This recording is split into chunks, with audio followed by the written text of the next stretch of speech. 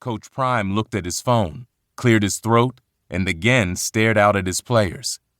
He talked about how he is intrigued by history but doesn't let it define him, how history can discourage those who see the world through a different prism, how history said a person can't play professional football and baseball at the same time, how history said a person can't score a touchdown in a National Football League game and hit a home run in a Major League Baseball game in the same week, how history said a cornerback would never be one of the NFL's highest paid players, how he never let history stifle his dreams, and how the team should not allow history to stifle theirs.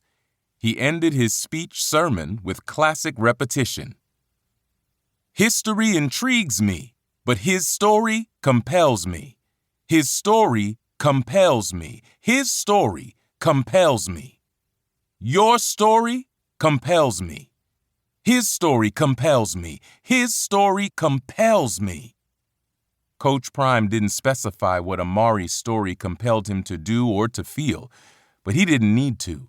The events around Amari's roommate had shaken the whole team and was simply the latest compelling story among a roster of players full of them.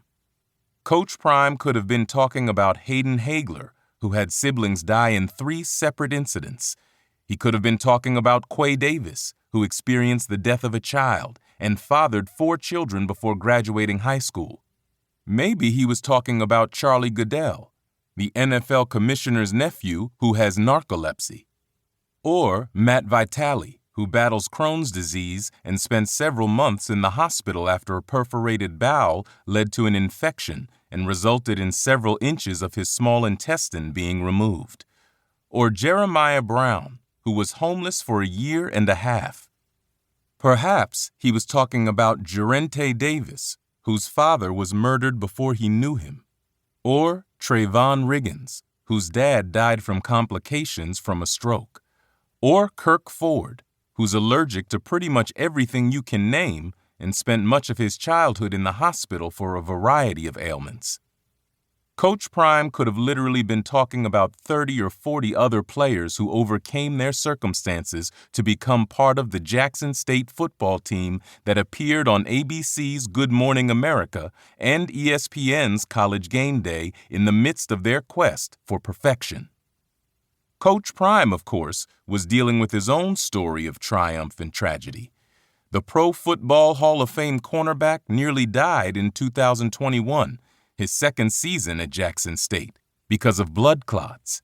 Complications led to a hospital stay of nearly a month in the ICU. He missed 3 games, and he endured 9 surgeries and the loss of the first 2 toes on his left foot. Now, though, he needed to keep his players focused so that they could finish strong. They had seen and heard the rumors about Coach Prime's future at Jackson State on SportsCenter and social media all week. Friends and family called and texted nonstop with questions. I had my phone on Do Not Disturb for 4 days, offensive coordinator Brett Bartoloni said. Grad assistant Brandon Morton said that when word that Coach Prime was headed to Colorado leaked the night before the SWAC championship, it worried him. As a young kid, that's going to affect you, especially a dude like Prime, he said. A lot of these kids came to play for Prime. That's the only reason they came down here. Before the SWAC championship, there was this elephant in the room.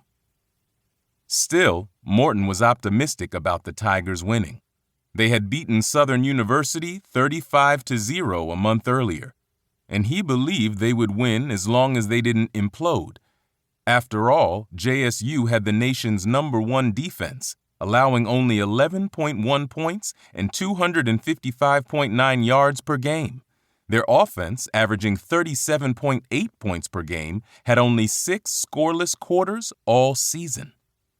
Quarterback Deion Sanders was the SWAC's Offensive Player of the Year.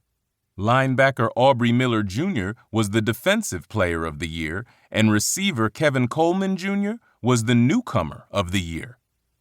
JSU had everything it needed to dominate, which had been its mission all season. Coach Prime had established a culture of work and discipline, and a disgust for mediocrity and complacency. Now, it was time to see if the players truly embraced.